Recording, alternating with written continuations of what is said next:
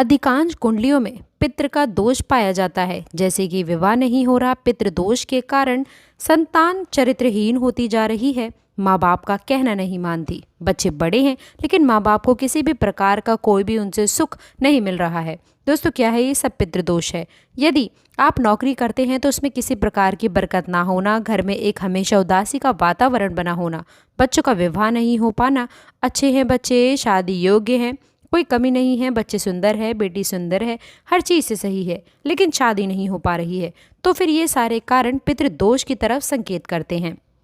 देखिए दोस्तों, ये जो 15 दिनों का समय काल होता है ये बहुत ही महत्वपूर्ण होता है। ऐसा कहा जाता है, विशेषकर गरुड़ पुराण के अनुसार बता दूं, कहा जाता है कि ये जो 15 दिनों का जो ये समय है इसमें सभी पितरों को मुक्त कर दिया जाता है, पूर्वजों को मुक्त कर दिया जाता है पितृलोक से, कि वह आकर धरती लोक पर अपना पिंडदान ले सके, तर्पण ले सके और उनके जो परिजन है वे उनसे श्राद्ध तर्पण को ग्रहण कर सकें।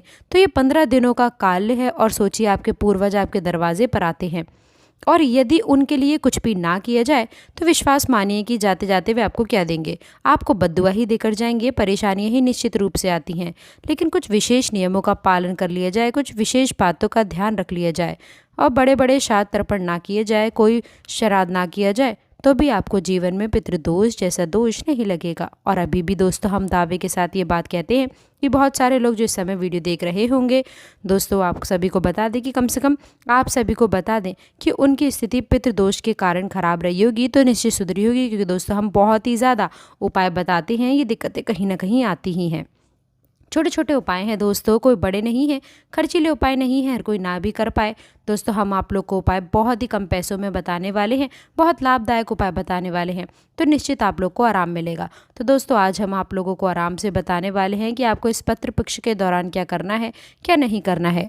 और दूसरा बड़ा क्वेश्चन आता है कि माता पिता भी जीवित हैं तो संतान श्राद्ध कर सकती है? बिल्कुल कर सकती है।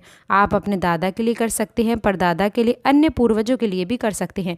तो इसमें किसी भी प्रकार की ये शास्त्रों की बात बता रहे हैं, ऐसा नहीं है कि हम मौखिक रूप से आपको बोल रहे हैं, कर सकते हैं, किसी भी प्रकार का कोई दोष आपको नहीं लगने वाला है।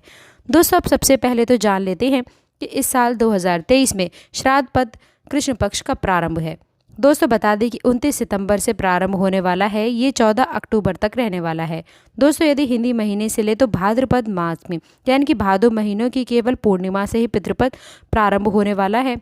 और कुंवार महीना की जो अमावस्या होती है, जिसे कि सर्वपुत्री अमावस्या, महालया अमावस्या के नाम से भी जाना जाता है, इस दिन पद दिनों का समय प्राप्त होता है। थोड़ी सावधानी रखिए। बता दें कि पिछले समय आप लोगों के जीवन में जो परेशानियां थी वह कम होने लगी है, विशेषकर संतान विवाह के योग बने कि कम से कम उससे रिश्ते तो आने प्रारंभ होंगे। बच्ची सब सर्वगुण संपन्न है लेकिन विवाह नहीं हो रहा। दोस्तों बिना मेहनत के, किसी भी तरह की मेहनत मशक्क़त से संतानी बच्चों के लिए हो रही है। बता दें कि छोटे छोटे हैं, उम्र नहीं है, लेकिन चरित्रहीन होते जा रहे हैं, गलत कदम उठाते हैं। ये सभी समस्याओं से आप बच सकते हैं। और दोस्तों एक और चीज़ जो हम हमेशा बताते हैं, लेकिन फिर भी हम आप लोग को ये चीज़ स्पष्ट कर दें कि देखिए यदि हमारे देवता नाराज हैं तो ऐसा कहा जाता है कि छड़ी रुष्टा सड़ी रुष्टा, यानी कि वे शीघ्र ही नाराज़ होते हैं और शीघ्र ही प्रसन्न हो जाते हैं। लेकिन पितरों के संबंध में ऐसा कहा गया है कि यदि वे नाराज़ हो जाएं तो आप एड़ी चोटी का जोर लगाते रहें, वह प्रसन्न नहीं होते। बहुत मेहनत मशक्क़त करेंगे लेकिन वह प्रसन्न नहीं होंगे। तो ध्यान रखें कि यह दोष आपके ऊपर ना लगे। यदि लगा भी है तो किसी भी प्रकार से 15 दिन आपके लिए वरदान बन सकता है। जाति जाति पितृ आपके जीवन में खुशियाँ लेकर आए, सारे काम बनने लगें। और देखिए दोस्तों, कभी भी देवता और पितृ को अलग अलग समझने की भूल ना करें। देवताओं को आप प्रसन्न कर रहे हैं, बहुत ही अच्छी बात है, लेकिन देवता भी यदि पिंडदान नहीं हुआ, तर्पण ना हुआ, अपित आप प्रसन्न है दोस्तों, तो वो भी आपकी पूजा ग्रहण नहीं करते हैं। तो दोस्तों इसलिए ध्यान रखिएगा, इन नियमों को जानना बहुत ज़्यादा ज़रूरी है। और इसके साथ ही साथ दोस्तों, स्त्री हैं, यदि पुरुष है, छोटा भी बच्चा भी है, तो सबको ये कंप्लीट बातें आज हम आपको बता रहे हैं कि सबको इस नियमों का पालन करना अनिवार्य है। छोटा बच्चा है तो भी सिखाइए, जो हम बता रहे हैं उस नियम को ज़रूर सिखाइए। अगर महिला है तो भी इस नियम को करें। और हाँ, तो चलिए दोस्तों, अब एक चीज़ आपसे प्रार्थना है, बता दें कि यदि वीडियो पसंद आए तो एक लाइक ज़रूर करिएगा। बहुत ज़्यादा मोटिवेशनल मिलता है, ऐसा लगता है कि जो हमारी बातें हैं वे आपको समझ में आ रही हैं। तो आप बता भी सकते हैं कमेंट्स में, और चैनल को भी सब्सक्राइब कर लें, क्योंकि इस तरह की व्रत त्यौहार ज़रूरी चीज़ें आपसे वरना छूट सकती हैं। दोस्तों आप सभी को बता दें, पहले जी जब से पितृपक्ष प्रारंभ हो जाए पहले ही दिन से आपको क्या करना है। पहले दिन से अपने घर की जो पहली रोटी सुबह सवेरे की बात करूं, साफ सुथरा नहा करके बनाइएगा।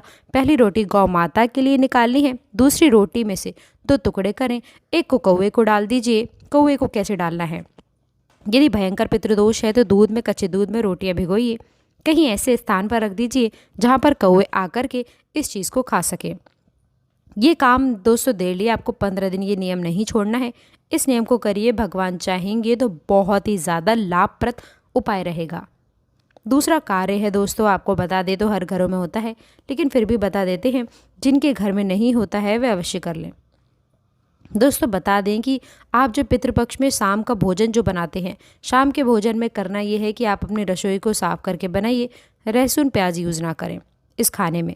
जी हाँ दोस्तों, इसमें जो है खाना जो भी आप बनाते हैं, रोटी सब्जी दाल चावल, उसमें से थोड़ी थोड़ी 1 कटोरी निकाल लीजिए, अपनी रसोई में एक किनारे रखिए और 1 लोटा पानी रखिए या फिर 1 गिलास पानी रखिए और खाना रख कर के प्रतिदिन 15 दिन की बात है दोस्तों, हाथ जोड़ करके पितरों का ध्यान करिए। हे पितृदेव, आप इस भोजन को ग्रहण करें। 15 दिन ही ये नियम होगा, लहसुन प्याज नहीं पड़ेगा। कोई छोटा बच्चा है तो भी उसको खाना मत दीजिएगा। सबसे पहले पितरों के लिए खाना निकाल कर एक साइड रख लीजिएगा और तब जाके छोटे बच्चे को भी खाना झूठा नहीं होना चाहिए, इस चीज़ का ध्यान रखें। दोस्तों तीसरा कार्य करना है कि जब खाना सुबह आप उठें तो दोस्तों बता दें चींटी वगैरह लगी रहती है, यदि इस खाने को ले जाकर आप छत पर डाल दीजिए और फिर आप लोग कल शाम को, यानी कि 15 दिन ये नियम आपके घर में ज़रूर ज़रूर ज़रूर होना चाहिए, आप अवश्य करिएगा। घर में छोटे बच्चे हैं, बड़े बच्चे हैं, मतलब समझदार हैं, तो आप लोग एक काम करिए, पूरे 15 दिन जैसे कि हमेशा ही कार्य करने चाहिए। जब आपके घर में शादी होती है तो क्या होता है, उसमें भी पितरों को निमंत्रण दिया जाता है, पितरों का आवाहन किया जाता है। तो हर एक चीज़ तो कर्म, जहाँ हम पितरों को बुलाते हैं तो क्यों ना हम अपनी डेली लाइफ में पितरों को भी ध्यान करें। तो दोस्तों बता दें, डेली लाइफ की बात हम नहीं कर रहे हैं, हम केवल 15 दिनों की बात कर रहे हैं। दोस्तों बता दें कि इन 15 दिनों में जब आप पूजा करें, पाठ करें, सुबह उठे, कभी भी बच्चों को भी सिखाइए, जो स्कूल जाने वाले बच्चे हैं उनको भी सिखाइए। क्योंकि आप ये मत सोचिए कि पितृदोष आपके हैं तो आपके बेटे के नहीं होगा। याद रखें, जो बच्चा पैदा हुआ वो भी इस दोष का अधिकारी हो जाता है, वह भी ऋणी हो जाता है पितरों का। तो इस तरह के दोष से बचने के लिए आप अपने परिवार को बताइए कि दक्षिण की तरफ मुँह करिए और मुँह करने के बाद में पितरों को एक बार ध्यान करिए। जो अगर आपने देखा है किसी को तो ठीक है, नहीं तो आप पितृदेवाय बोल करके प्रणाम करिए। प्रणाम करने के बाद मन से, दिल से आकृत्य दिखाइए कि हे पितृदेव, यदि हमसे कोई भूल हुई है, गलती हुई है तो क्षमा करिए, हम आपसे क्षमा मांगते हैं। तो आप 15 दिनों तक आप इस उपाय को करिए। बच्चा है, समझदार है, भूल जाता है तो उसको सिखाइए। पति है, बच्चे हैं, मतलब सभी लोग इस कार्य को करिए। आप लोग ये मत सोचिएगा कि यह उपाय किसी एक को करना है, इस काम को आपको अवश्य से ही कर लेना है। अब दूसरी चीज़ दोस्तों, शायद हमने आपको नहीं बताई हो, पितृपक्ष प्रारंभ होने से पहले आपके जो भी ज़रूरी खरीदारी है, जैसे कपड़े हैं, गहने हैं, जूते चप्पल, ये पहले खरीद लीजिएगा। सिर्फ और सिर्फ खाने पीने की सामग्री आप पितृपक्ष में जो है वो लीजिएगा, बाकी सारी सामग्री आप लीजिएगा। क्योंकि दोस्तों इस समय काल के अंदर जो 15 समय का दिन होता है, उसमें हम कोई भी उत्सव नहीं मनाते हैं। ऐसी मान्यता है कि हमारे पितृ हमारे दरवाजे पे होते हैं और वो हम क्या क्रियाकलाप करते हैं वे सब देखते हैं। तो इसीलिए हम कोई उत्सव नहीं मनाएंगे। यदि कोई उत्सव करना भी होगा तो सिर्फ पितरों के लिए, और पितरों को हम सब वही होता है पिंड श्राद्ध तर्पण। तो बस यही कार्य हम कर सकते हैं। इस चीज़ का आपको ध्यान बहुत ज़्यादा रखना है। तो दोस्तों हमारी बातों को ध्यान से समझिएगा, ध्यान से सुनिएगा। यदि पितरों के बारे में थोड़ी भी जानकारी आपको है तो आप समझते होंगे पितृदोष कितना बड़ा दोष होता है और लोग किस तरह से यानी कि सारी कमाई धरने के बाद में भी बहुत ज़्यादा परेशान हो जाते हैं।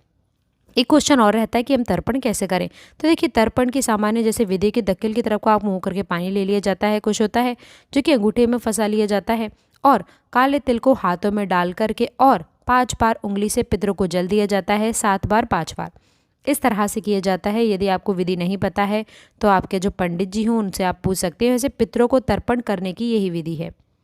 तो दोस्तों ये चीज़ कर लीजिए। अब अगली चीज़ और बता दें, इन 15 दिनों में रविवार को छोड़ करके पीपल को सीखिए। दोस्तों 15 दिनों में अपने पितरों को ध्यान करते हुए पीपल को सीखिए, साथ ही दीपक जलाइए और सूर्य अस्त होने से पहले ये कार्य आप कर लीजिएगा। रविवार इसमें भी ध्यान रखिएगा आप लोग, तो कर लीजिएगा दोस्तों।